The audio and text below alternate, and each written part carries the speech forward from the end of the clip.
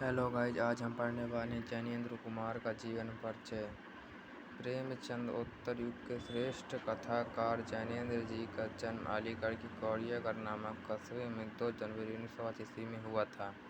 इनके पिता का नाम श्री प्यारे लाल और माता का नाम श्रीमती रमा देवी था।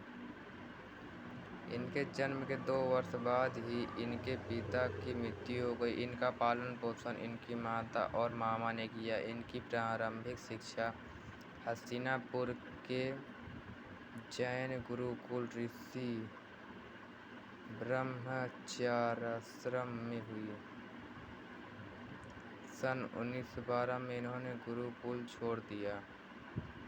इनकी प्रारंभिक शिक्षा हस्तिनापुर के जैन गुरुकुल ऋषि ब्रह्मचर्य आश्रम में हुई। सन 1912 में इन्होंने गुरुकुल छोड़ दिया।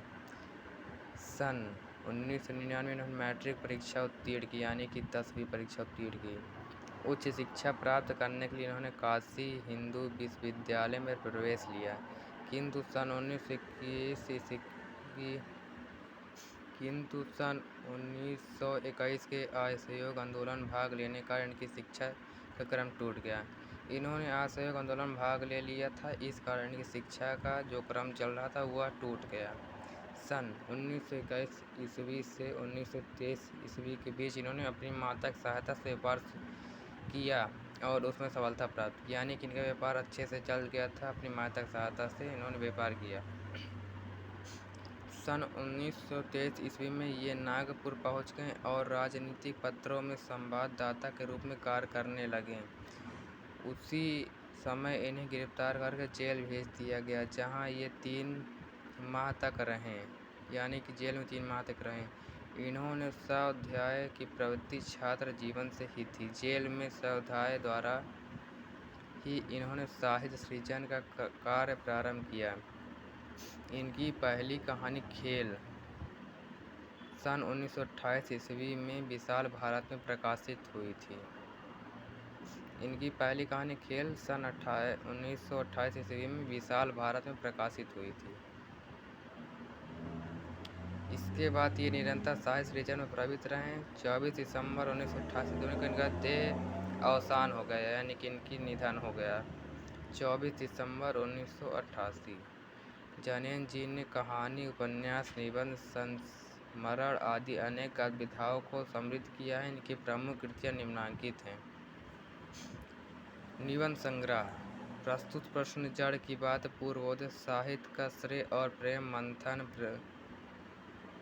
सोच विचार, काम, प्रेम और परिवार। प्रस्तुत प्रश्न परीक्षा में बहुत पूछे जाते हैं, इससे प्रश्न बनते हैं, अतः इसे याद रखें। जड़ की बात हो गया, पूर्वोदय हो गया, ये आते हैं, परीक्षा में आते हैं।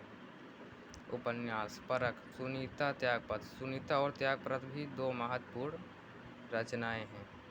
कल्याणी विवर्त, सुखदा व्यतीत, जयवर्धन, मुक्तिबोध उपन्यास कृतियां हैं इनकी। कहानियाँ: फांसी बहुत महत्वपूर्ण है, ये प्रतियोगी परीक्षाओं और बोर्ड में पूछे जाते हैं। जय संधि, वातायन, नीलम देश की राजकन्या, एक रात, 2 चिड़िया, पाजेब। इन संग्रहों के बाद जैनेंद्र की समस्त कहानियाँ 10 भागों में प्रकाशित की गई। संस्मरण, ये और ये भी प्रतियोगी परीक्षाओं में पूछे जाते हैं।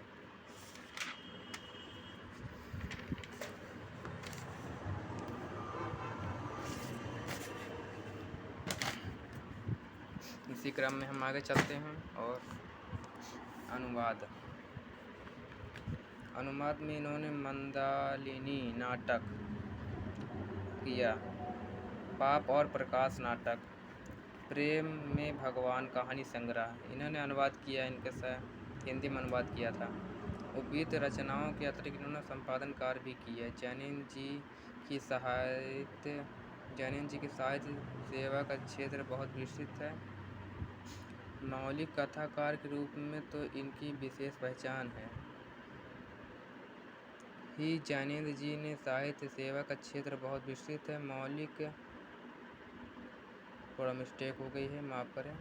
जैनेंद्र जी की साहित्य सेवा का क्षेत्र बहुत विस्तृत है। मौलिक कथाकार के रूप में तो इनकी विशेष पहचान है ही निबंधकार और विचारक के रूप में इन्होंने अद्भुत प्रतिभा दिखाई है। इन्होंने साहित्य, कला, धर्म, दर्शन, मनोविज्ञान, समाज, राष्ट्र आदि अनेक विषयों को लेकर निबंध रचना की है।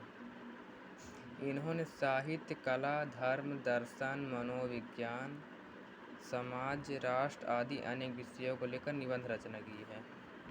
इनके निबंध चिंतन प्रधान और विचारात्मक, ध्यान से पढ़िएगा, विचारात्मक। इनके निबंध चिंतन प्रधान और विचारात्मक है। इनका विचार करने का अपना ढंग है। कभी विषय को सीधे उठा लेना, कभी दूसरे प्रसंगों की चर्चा करते हैं, मूल विषय पर आना, कभी मूल विषय के केंद्रीय विचार सूत्र की व्याख्या करते विषय विस्तार करना, कभी किसी कथा संदर्भ का आना,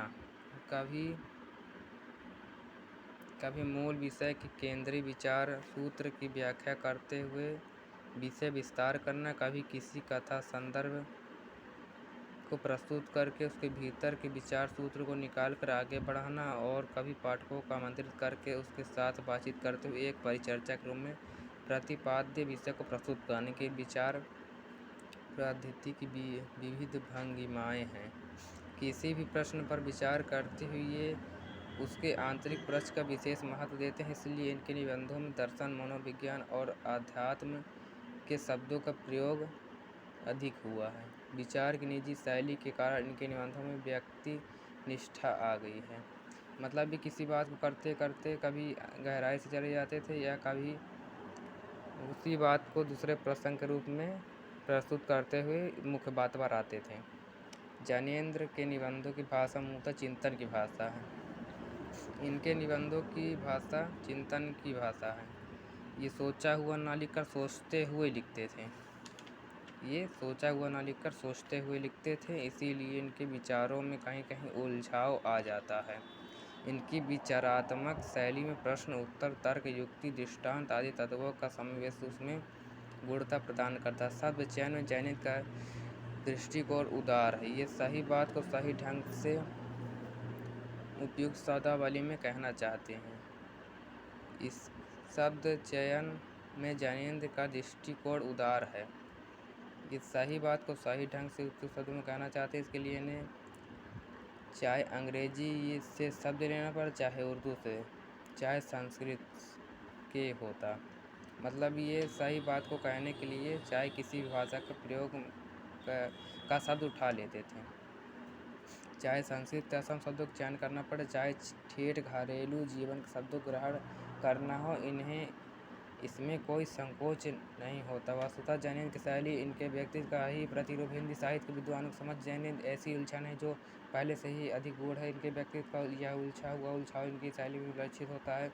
अपने विचारों को व्यक्त करने के लिए उन्होंने विचारात्मक, विवरणात्मक, प्रश्नात्मक, भावात्मक, मनोविश्लेषणात्मक आदि शैली का प्रयोग किया। प्रस्तुति में भाग और पुरस्कार में ज्ञानेंद्र ने भाग और पुरस्कार के संबंध में मौलिक दृष्टि से विचार किया है। इनके अनुसार ये दोनों एक दूसरे से विरोधी न होकर सहवर्ती हैं। भाग तो विधाता का ही दूसरा नाम, विधाता का कृपा को पहचाने। भाग उदय मनुष्य को सारा पुरस्कार विधाता की कृपा करने में ही विधाता कृपा प्राप्त होते ही मनुष्य का कर्तापन अहंकार मिट जाता है और उसका भाग उदय हो जाता है।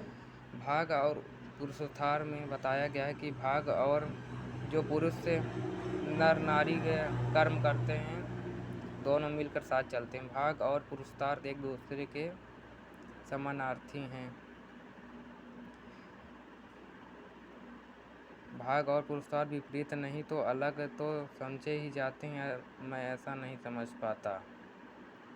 भाग और पुरुषार्थ दोनों एक साथ ही मिलकर चलते हैं, अतः भाग और पुरुषार्थ दोनों पर यकीन करना चाहिए। भाग और पुरुषार्थ का अगली वीडियो दूसरी वीडियो में मिलेगा। आज के लिए बस इतना ही। भाग और पुरुषार्थ, ज्ञानेंद्र ने भाग और पुरुषार्थ के संबंध मौलिक दृष्टि से विचार किया है। भाग और भाग और कर्म के द्वारा ही चलता है जीवन। आज के लिए बस इतना ही। किसी भी त्रुटि के लिए हमें क्षमा कीजिएगा। Thanks for watching. धन्यवाद। सब्सक्राइब, लाइक एंड शेयर जरूर कीजिएगा। जय श्री राम। धन्यवाद।